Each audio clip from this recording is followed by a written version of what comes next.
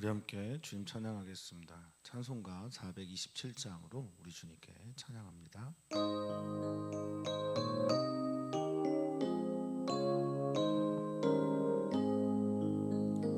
마음 가난한 사람 복이 있나니 천국이 그들의 것이며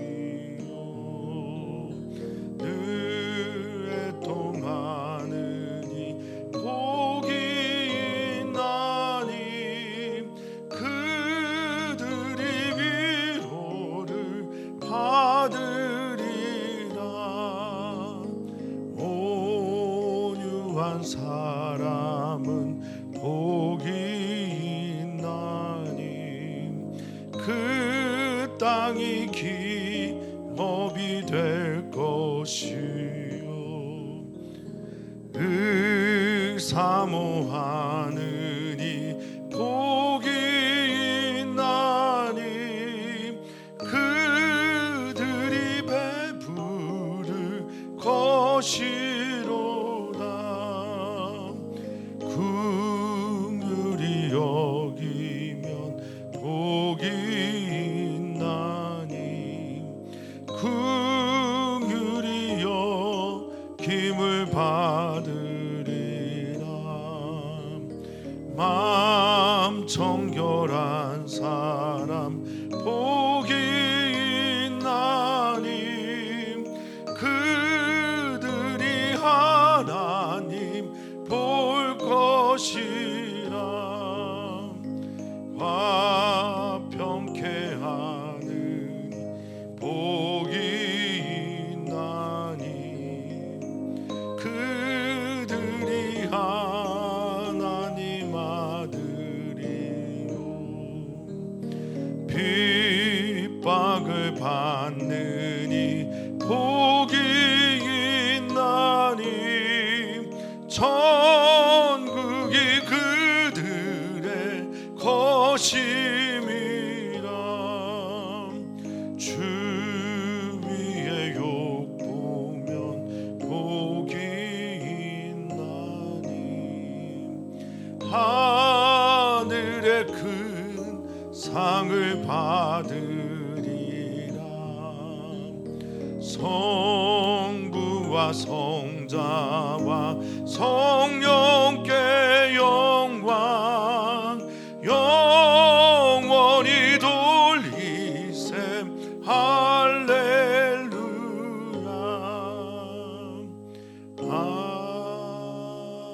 아멘. 아멘.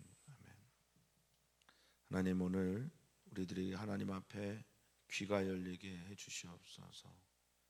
귀가 열린 자 하나님의 말씀을 들을 때 믿음이 일어날 거라 믿습니다.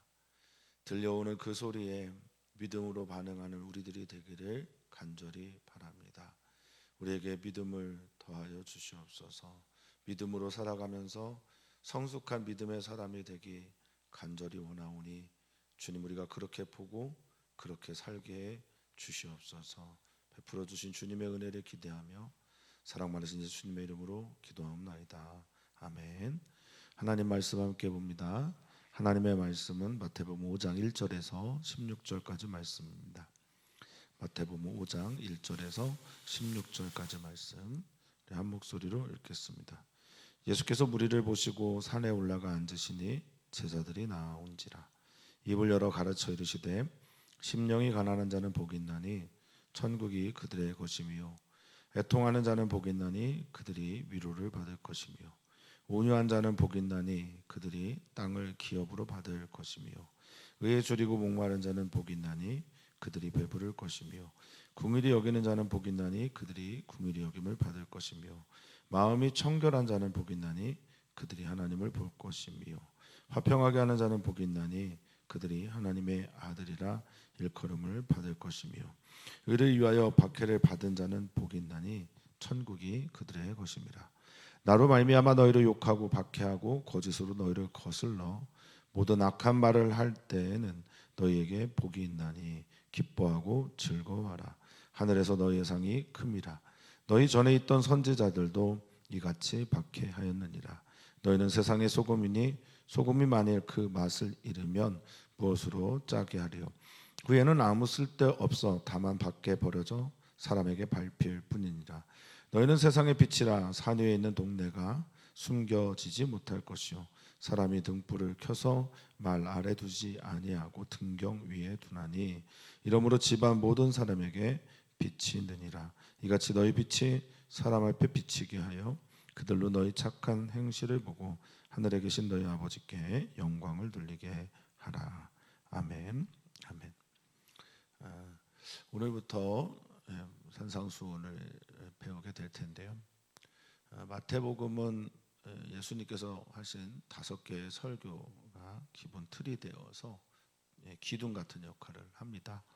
마태복음 5장부터 7장까지는 산 위에서 가르치시는 산상수훈 말씀, 그리고 10장에 제자들을 파송하면서 전해주신 예수 그리스도의 말씀, 그리고 13장에 하나님의 나라 천국에 대한 비유를 설교하시는 말씀, 그리고 18장에 교회 또 제자들을 향하여 하시는 말씀, 그리고 마지막으로 24장 25장에 종말에 대한, 종말의 때 일어날 일에 대한 예수 그리스도의 설교, 이렇게 5가지의 설교가 있습니다.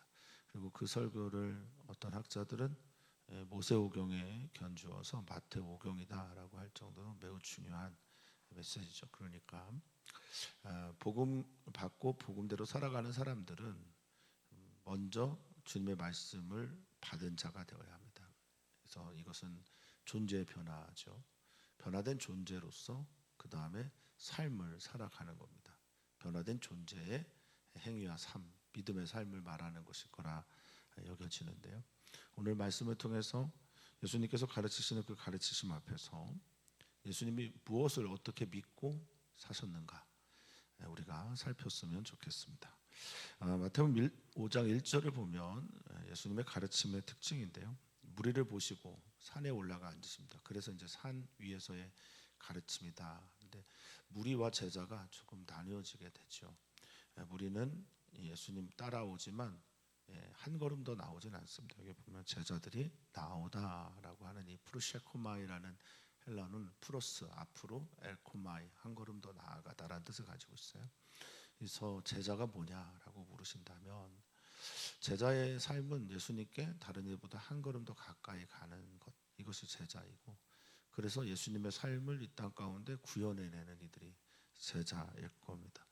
제자에게 가르치신 건지 무리에게 가르치신 건지 아니면 제자를 통해서 무리에게 전해주라고 하신 건지 사실 정확하게 그 의미를 알 수 없지만 제자들은 한 걸음 더 가까이 나아가는 자. 그래서 저는 그렇게 생각합니다. 목회자들이 제 제자예요, 누가 제 제자예요 이렇게 말하는 것 저는 좀 쓰지 않는 말이긴 한데요. 제자라고 하는 건 결국 주님과 얼마나 친밀한 관계를 유지하고 있는가가 그의 삶을 결정한다라고 볼 수 있겠습니다. 그래서 우리가 무리가 되느냐 제자가 되느냐의 차이는 예수님의 뜻을 우리가 얼마나 잘 알고 있는가, 또 예수님과 얼마나 소통되어 있는가, 이것이 그것을 가늠하지 않을까 저는 그렇게 생각합니다. 자, 그들에게 어찌됐든 주님은 입을 열어 가르치십니다.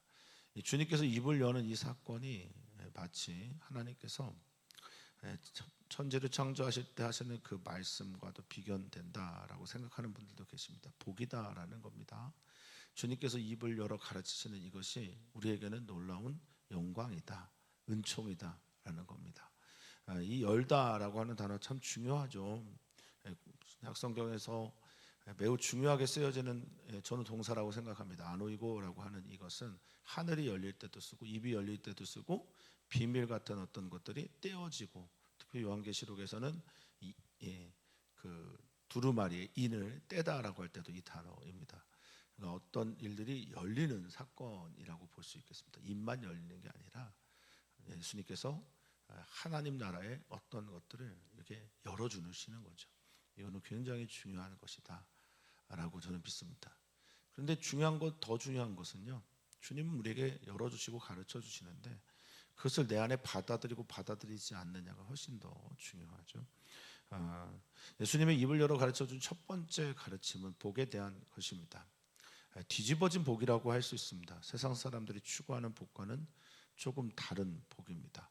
이 뒤집어진 복이 어떻게 복이 될까? 예수님은 그것을 복이라고 믿으셨고 그렇게 선포하십니다.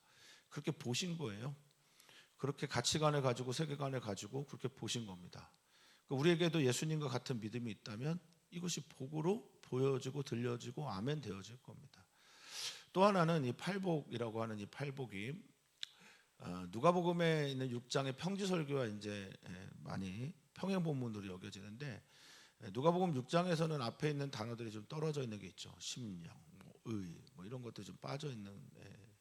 근데 누가복음 6장이 보다 더 원형적이지 않냐라는 학자들의 의견이 있습니다만, 어찌됐든 여기에 그런 것들을 떼고 보면요, 심령이 가난한 자 어떻습니까? 심령을 빼면 가난한 자잖아요. 애통하는 자, 의에 줄이고, 의를 빼면 줄이고 목마른 사람들, 긍휼이 필요한 사람들. 이게 지금 어떤 사람들의 상태일까요? 지금 마음이 상태가 절박한 사람들입니다. 그러니까 하나님께서 이 가난하고 외롭고 절박한 사람, 사회의 구조 안에서 밀려난 사람들, 밖에 있는 사람들, 그들에 대한 관심이 많다. 이게 매우 중요한 겁니다. 어떤 학자는 이런 얘기를 합니다. 세계 역사에서 가난한 사람들에게 정말 많은 관심을 가지니까 둘이래요. 하나는 예수 그리스도, 우리 주 예수 그리스도가 가난한 사람들에게 가서 복음을 전하셔서, 또 하나 관심 있는 이가 있었는데 그게 마르크스입니다. 프롤레타리아 혁명을 주도했던 이 마르크스, 레닌, 스탈린까지의 이야기들. 그들은 가난한 사람들을 수단으로 대했고요. 예수님은 그 가난한 사람을 목적으로 대하셨습니다. 첫 번째 말입니다. 심령이 가난한 자가 복이 있습니다. 그런데 이제 팔복은 가장 먼저 나오는 단어가 복이 있는 자라는 단어, 마카리오스라는 단어입니다. 마치 시편 1편에 있는 것처럼 복 있는 사람이여 라고 할 때 아쉐레이라고 하는 단어를 써서 그대 복 있는 자여 라고 한 것처럼 지금도 똑같아요. 그대 복 있는 자여, 원어, 헬라어 원어는 그렇게 읽는 게 좋습니다. 당신 복이 있습니다. 왜냐하면 당신이 심령이 가난하기 때문입니다. 이렇게 돼 있는 구조예요. 그런데 이 복이라고 하는 마카리오스라고 하는 복이 있다라는 게, 당시 헬라 문화에서는 이 마카리오스라고 하는 단어 자체가 천상에서 이루어지는 잔치, 기쁨, 복. 지금 예수님이 말씀하시는 이 복의 정체는 땅에서 누릴 수 있는 복이기도 하지만 보다는 하나님 나라 안에서 누려지는 복된 사람, 잔치의 사람, 이렇게 표현하는 게 더 적절하다고 생각이 듭니다. 그러니까 그대 복 있는 사람이요, 왜냐하면 당신의 심령이, 마음이 가난하기 때문이다. 이 프토코스라고 하는 가난하다라고 하는 것은 가난한 사람들의 특징까지도 같이 표현을 하고 있습니다. 그게 뭐죠? 의지하는, 무력함. 그러니까 무력하기 때문에 의지하는 자까지 포함되어 있습니다. 내가 가난하기 때문에 주님을 의지합니다. 내가 빈약하고 약해지고 부족한 존재이기 때문에 주님을 의지하고 갈급하는, 이게 이제 가난한 자들의 특징입니다. 그들에게 천국이 있다라고 말하고 있습니다. 두 번째는 애통하는 자라고 말합니다. 지금 울고 있는 사람들, 지금 통곡하고 슬퍼하고 있는 사람들, 지금 무엇 때문인지 모르겠는데 하나님 나라 때문인지 아니면 세상 때문인지 폭력 때문인지 지금 울고 있는 사람, 이거 하나님의 관심 때문이에요. 그들이 복이 있다라고 합니다. 주님이 위로하시기 때문에. 이 파라칼레오라고 하는 단어를 썼습니다. 여기에서 보혜사 성령이 나와요. 파라칼레오라는 말은 변호사가 대신 말을 해줄 때, 그러니까 울면서 애통해서 통곡해서 숨이 탁 차올라서 다른 걸 생각하지 못할 정도로 힘들어하는 사람들에게 우리 주님이 찾아가셔서 대신 말해주고 위로해주고 가까이에서 옆에서 속삭여준다라는 뜻을 가지고 있습니다. 주님이 그렇게 찾아가신답니다. 세 번째, 온유한 자. 이것은 세 가지는 지금 절박한 상태에 있는 사람들을 말한다면 나머지는 그리스도인의 성품. 그래서 누굴 떠올리게 되냐 생각하면 예수님을 떠올리게 하는 거예요. 온유하다라고 하는 이 단어 플라우스는 길들여졌다라는 뜻을 가지고 있어요. 그러니까 하나님의 말씀에 하나님에게 길들여져 있는, 그에게 온순함을 가지고 있는 그런 사람들은 복이 뭡니까? 그들이 받는 복이 땅을 기업으로. 땅은 물론 이 땅에서 받는 기업, 유산, 약속도 있지만 하나님께서 약속하신 땅, 이게 정확한 이 땅의 의미입니다. 그러니까 주님께서 우리에게 주시는 그 땅을 허락하시겠다라는 겁니다. 그게 뭘까? 이런 생각을 좀 해봅니다. 하나님께서 우리에게 주신 땅, 그것은 무엇일까? 유업은 무엇일까? 그래서 저는 그냥 그런 생각을 해봤어요. 하나님께 길들여져 있는 사람들, 하나님 앞에 온순한 사람들, 하나님 앞에 겸손한 사람들은 그 땅에서 하나님을 예배한다. 그러면 그 땅이 하나님이 주신 기업이 된다라고 믿습니다. 네 번째입니다. 의에 줄이고 목마른 자가 복이 있다라고 말합니다. 저희가 배부르다라고 말을 하는데요. 여기 배부르다라고 하는 코르타조라고 하는 헬라어는 그냥 배부르고 배가 채워진 상태가 아니라 만족의 상태예요. 자족의 상태입니다. 의는 그러면 뭘까? 그러면 의는 하나님으로부터 받은 관계 회복을 말합니다. 그러면 그 하나님과의 관계를 줄이고 목마른 사람들, 하나님과 관계 회복을 꿈꾸는 사람들, 그것 때문에 갈급해 있는 사람들이 하나님을 만나게 될 때 만족감을 얻게 되는 겁니다. 하나님으로만 만족하기를 원하는 사람들은 결국 하나님으로부터 오시는 만족, 기쁨, 채워짐, 주님 외에 다른 것들을 생각하지 않는 복이 임하게 된다라는 겁니다. 긍휼히 여기는 자, 자비를 베푸는 자, 지금 누군가에게 자비의 손길을 내미는 사람들은 반드시 주님으로부터 오는 자비의 복을, 긍휼히 여김의 복을 받게 될 겁니다. 마태복음 18장에 보면 만달란트 빚진 자와 200데나리온을 빚진 자의 빚을 준 자의 이야기가, 하나님께 왕에게는 채무자가 되고 동료에게는 채권자인 그 사람이죠. 만달란트와 100달란트 비교가 되지도 않는데 이 사람은 자비를 베풀지 않습니다. 용서하지 않습니다. 그런데 하나님으로부터는 만달란트나 내가 갚을 수 없는 정도의 놀라운 금액의 용서를 받습니다. 반대의 이야기라고 보시면 돼요. 내가 자비를 베푸는 것은 사실 100달란트도 안 되죠. 뭐 한 달란 100달란트네. 100데나리온도 안 되는 겁니다. 제가 달란트라고 했는지 모르겠네요. 데나리온도 안 되는 겁니다. 그런데 하나님으로부터 받은 은혜는 달란트가 되는 크기입니다. 달란트는 6천 데나리온이 넘어요. 그러니까 엄청난 금액의 은혜를 받는다라는 거죠. 내가 긍휼을 베푸면 베풀수록, 하나님 아버지의 마음으로 사람들을 바라보면 바라볼수록, 자비를 베푸고 용서를 하고 사랑으로 그에게 다가가면 다가갈수록 우리는 더 큰 사랑을 받게 된다. 이게 복이죠. 정말 큰 복입니다. 마음이 청결한 자라고 하는 이 가다로스라고 하는 깨끗하다, 청결하다라는 건 마치 비둘기처럼 눈이 하나님께 고정되어 있는 사람이에요. 그런 사람들은 하나님을 본다라고 말을 합니다. 이 보다라고 하는 단어가 에이도라는 헬라어를 썼어요. 죄송합니다. 호라오라는 원어를 씁니다. 호라오는 뭐냐면 경험하다, 알게 되다, 만나게 되다, 이렇게 되는 거거든요. 그러니까 그저 보는 게 아닙니다. 하나님을 경험하고 알게 되는 겁니다. 마음이 깨끗한 자, 마음을 정결하게 하는 자, 마음을 정결하게 해서 하나님께만 향하고 있는 사람들, 이들은 하나님을 만나게 되는 겁니다. 9절입니다. 화평하게 하는 자, 이건 평화를 만들어가는 사람들이에요. 세상에서 전쟁이 가득하고 다툼이 있고 서로의 이익만을 위한 경쟁에서 이기려고 하는 사람들만 살아남는 곳에서 평화를 만들어가는 사람들, 평화를 일구는 사람들, 평화를 가꾸는 사람들이 있습니다. 그들은 어떤 복이 받느냐? 사람들에게 하나님에게 하나님의 아들이라 일컬음을 자녀라라고. 하나님의 아들, 딸, 이게 어떤 의미를 가지고 있습니까? 제 아들들이 당연히 이제 저나 제 아내를 닮듯 하나님의 아들과 딸은 하나님이 어떤 분인지를 보여주는 사람들입니다.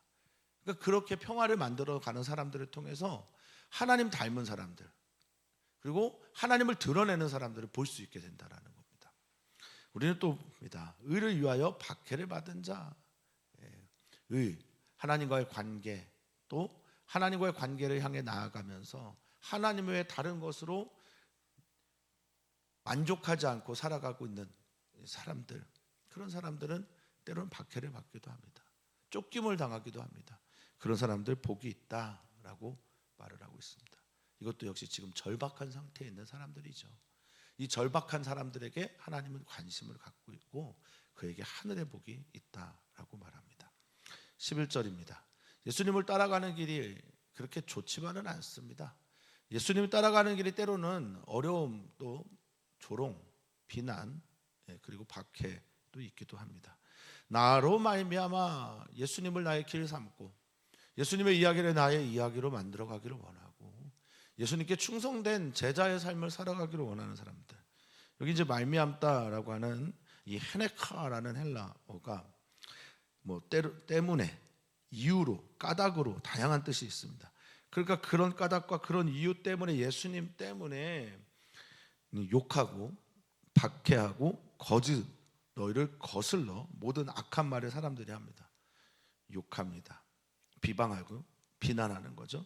박해합니다. 추적하면서 그들을 짓밟습니다. 그리고 그들을 거슬려서 속여 악한 말을 합니다. 악다구니를 쓰고 그들에게 거친 말을 합니다. 저주를 퍼붓습니다. 그때 너희에게 복이 있는 거다. 여기 있는 복도 맨 앞에 원래 나와 있습니다. 그때 복 있는 사람이요. 그러니 어떻게 해야 됩니까?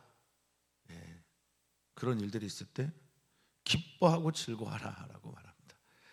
그러니까 기쁨이 점점 커지는 걸 바라는 거예요. 처음에 카이로라고 하는 내면에서부터, 속에서부터 이 모든 말씀을 들었고, 내가 예수님 때문에 박해를 받고 예수님 때문에 저주를 받고 세상의 저항을 경험하게 되는, 그럴 때는 내면의 기쁨, 카이로라고 하는 은혜에서부터 오는 기쁨이 있고, 그 다음에 즐거워하다라고 하는 아갈라이오라고 하는 말은 어떤 말이냐면 막 뛰면서 좋아하는 거예요. 막 활짝활짝 뛰면서 좋아하는 겁니다. 그러니까 내 안에 내면에서부터 밖으로 표출된 기쁨이 가득하다라는 겁니다. 왜냐? 하늘상이 크다라고 주님은 말씀하고 있습니다. 너가 알고 있던 전에 있던 선지자들도 그렇게 박해를 받았다라고 말하면서 제자들, 또 주님의 길을 따라가는 사람들, 그들이 선지자와 같다라고 말하고 있습니다. 근데 선지자의 특징이 뭐죠? 선지자는 하나님의 말씀을 가슴에 담지한 사람들입니다.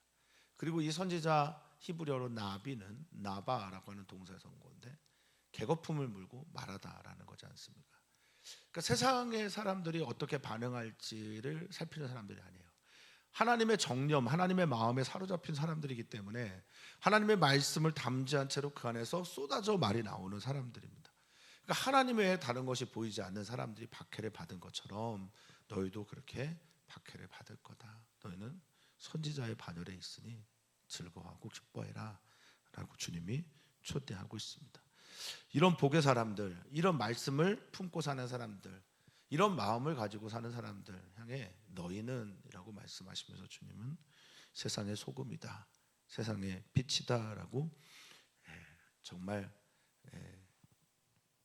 뭐라고 해야 되는지 모를 정도로 감격스러운 말이기도 하고, 또 우리를 그렇게 높게 불러주시는 것에 대해서 좀 놀라기도 하고, 그리고 약간의 자격 없음에 대한 좀 부끄러움도, 그렇게 살지 못함에 대한 부끄러움도 사실 있습니다. 그럼에도 불구하고 주님이 너희는 이렇게 불러주시는데 그게 먼저는 참 감사합니다. 두 번째는 당시 유대인들의 세계관에서는 이것을 받아들일 수가 없어요. 당시의 유대인들의 세계관은 지금도 그렇습니다만 선민의식에 사로잡혀 있고 배타적입니다. 그래서 이 세상 가운데 세상의라고 하는 이 표현이 그들에게는 받아들여지지 않는 거예요. 왜냐하면 그들은 세상과 담싸고 구별되어 있는 이들이거든요. 그런데 주님께서 그들을 불러서 제자들에게, 내 말을 듣고 따라가는 제자들에게, 무리들에게 말하는 거예요. 너는 세상 속에서의 소금이다. 너희는 세상 가운데에서 빛이다 라고 말하고, 그러니까 세상과 동떨어져 살기를 원했던 그 선민의식에 사로잡혔던 유대인들에게는 받아들이기 정말 어려운 말입니다. 왜냐하면 그들은 사마리아 땅도 밟지 않거든요. 이방인 지역에 한번 갔다 오면 외부 경선에 머물러서 그들의 그 공동체 안으로 들어올 때까지 정결례를 치르고 들어온단 말입니다. 그 있을 수 없는데 주님은 너희는 세상 속의 소금이다 라고 말합니다. 당시에 소금을 얻는 건 쉽지 않습니다. 지금처럼 바다에서 증류 시설을 통해서 소금을, 좋은 소금을 얻는 게 아니라 늪지대에 있는 짠맛이 나는 곳에서 소금을 얻는 것입니다. 소금이 얼마나 귀한지요. 그리고 이 소금이 가지고 있는 아주 그 소금 자체의 의미만큼이나 중요한 것은 소금이 가지고 있는 특징들은 순결, 그리고 아름다움, 그리고 부패를 방지하는 인내 등등도 여기 소금 안에 들어가 있는 메시지입니다. 너희가 소금이래요. 그리고 그 소금이 맛을 내야 되는 소금이라고 하는 겁니다. 좋은 소금입니다. 무엇을 짜게 하리요?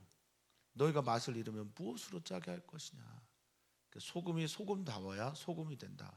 어떤 의미입니까? 하나님의 말씀을 가지고 그 말씀을 순결하게 인내하면서 지키고 이 세상 속에 들어가서 썩지 않도록 그 맛을 유지할 수 있도록 하는 존재가 너희인데, 만약에 그렇게 할 수 없다면 너희는 그저 밟힌다라는 겁니다. 당시에 이제 좋은 소금은 이 맛을 내는 데 쓰였고요. 늪지대에서 소금을 내는데 실패한 소금들은 어디다 했냐면 이 진흙이나 이제 모래 같은 데 이렇게 뿌립니다. 그 소금이 그러면 이것들을 좀 딱딱하게 해요. 딱딱한 길이 되게 하는 겁니다. 그 안에서 화학작용을 일으켜서. 그럼 어떻게 돼요? 사람이 밟고 가잖아요. 그러니까 짓밟히는 자가 된다라는 의미입니다. 14절에 보면 너희는 세상의 빛이다라고 초대를 하고 있습니다. 산 위에 있는 동네, 예루살렘을 상징하기도 하고, 당시에 이제 산 위에다 동네를 많이 둬서 낮에는 햇빛이 쫙 비추면서, 또 특별히 예루살렘은 이 석회암으로 만든 곳이기 때문에 햇빛이 쫙 비치면 황금 도시 같거든요. 그리고 밤에는 어떻습니까? 그 불들로 인해서 반짝반짝하니까 산 위에 있는 동네가 당연히 숨겨지지 않는 것처럼 너희는 세상의 빛이다라는 겁니다. 너희는 숨길 수 없는 존재다. 너희는 그 빛을 나로부터 받은 존재들이기 때문에 내 안에 있는 빛을 광을 빛을 드러내는 존재로서 너희는 빛이다라고 초대하고 있습니다. 이 빛, 사람이 등불을 켜서 말 아래, 말은 모이너스라고 하는 8리터가 좀 넘는 8리터 가량의 그릇을 말합니다. 큰 그릇이죠. 그 그릇 속에다가 등불을 넣는 사람이 없지 않냐. 말 아래 두지 않으니까 등경 위에 두나니, 이러므로 집 앞 모든 사람들에게 비치는 것처럼 너희 세상 속에서 너희를 내가 들어 올릴 거고 너희는 들어 올려져야 된다라는 겁니다. 근데 이 세상이 어떤 사람이 있어요? 귀신 들린 사람이 있고, 이 세상에 또 어떤 사람이 있습니까? 사마리아 사람이 있잖아요. 또 어떤 사람이 있습니까? 이방인도 있습니다. 여성도 있고요. 버려진 사람도 있습니다. 이 세상에 자신을 핍박하는 사람들도 있습니다. 자기를 박해하는 사람들도 있습니다. 근데 그 속에서 주님의 말씀을 담지한 사람들로서 빛과 소금의 사명을 감당하라고, 드러내야 된다고, 올라가야 된다고, 나타나야 된다고 주님은 말씀하고 있습니다. 이 빛이 어떤 의미입니까? 이 빛이 무엇입니까? 이 빛은 사람에게 비춰지는 이 빛은 너희들의 착한 행실이다 라고 말하고 있습니다. 이 착한 행실이 뭘까요? 사랑하는 성도님들에게 착한 행실은 무엇일까? 이 율법이, 하나님의 법이 이제 마태복음에 의해서 점점 드러나게 되는데, 이 착한 행실은 하나님 사랑하고 이웃 사랑하는 주님의 법이고, 또 이 착한 행실을 통해서 사람을 살려내는 칼로스라고 하는 이 단어는, 착하다라고 하는 이 칼로스는 창세기 1장에 나오는 토부를 번역한 말입니다. 보시기에 좋았다. 그러니까 하나님 보시기에 아름답고 좋고 귀한 일, 이게 뭘까요? 창조 세계를 잘 보존하는 것뿐 아니라 어떤 것입니까? 사람들을, 죽어가는 사람들을 살려 하나님 앞에 세우는 일, 이게 바로 착한 행실이죠. 너희로 인해서 사람들이 착한 게 무엇인지를, 아름다운 게 무엇인지를, 선한 게 무엇인지를 봤으면 좋겠다. 너희로 인해서, 그래서 사람들이 하나님 아버지께 영광을 돌려. 이게 뭐냐? 아버지를 향해 조명하다, 녹사조라고 하는 영광을 돌리다라는 말은 비추다, 그분을 크게 보다, 주목하여 보다라는 의미를 갖고 있습니다. 우리가 누굽니까? 우리는 누구라고 주님께서 말씀하고 계십니까? 팔복을 마음에 복으로 여기고, 내가 지금 아프고 눈물 흘리고, 내가 지금 주님께 목말라 있고, 주님 앞에서 정말 괴롭고 주님만이 소망이라고 말하면서 주님을 찾는 이들, 복 있는 사람입니다. 세상의 소금과 빛으로 사명, 주님 은혜 안에서 잘 감당하는 여러분들이 바로 복된 사람입니다. 그 은혜와 복이, 또 주님께 영광을 돌리는 삶이 우리를 통해 나타나기를 우리 주님은 원하고 계십니다. 이 산상수훈의 귀한 말씀은 기독교인들에게도 매우 중요하지만 세상 사람들에게도 의미와 힘이 됐습니다. 인도의 독립운동가였던 간디도 예수님의 산상수훈에 큰 영향을 받아서 비폭력 평화운동을 했던 사람이거든요. 우리 사랑하는 성도님들의 삶과 이야기를 통해서 다른 이들에게 하나님 아버지의 아름다운 이야기를 들려줄 수 있는 이들이 됐으면 좋겠습니다. 주변에 울고 있는 사람, 가난한 사람들, 괴로워하고 있는 이들에게 가서 정말 하나님이 당신을 사랑합니다라고 하면서 당신이 복이 있습니다라고 얘기할 수 있을까? 그런 은혜와 사랑, 그런 능력, 그런 전도, 그런 삶이 우리 가운데 나타나기를 축복합니다. 오늘 우리는 함께 기도합니다. 우리 청년들을 위해서 또 이주민들을 위해서 기도합니다. 나그네가 된 이들을 사랑하고 축복하면서 기도하고 우리 청년들을 위해서도 기도합니다.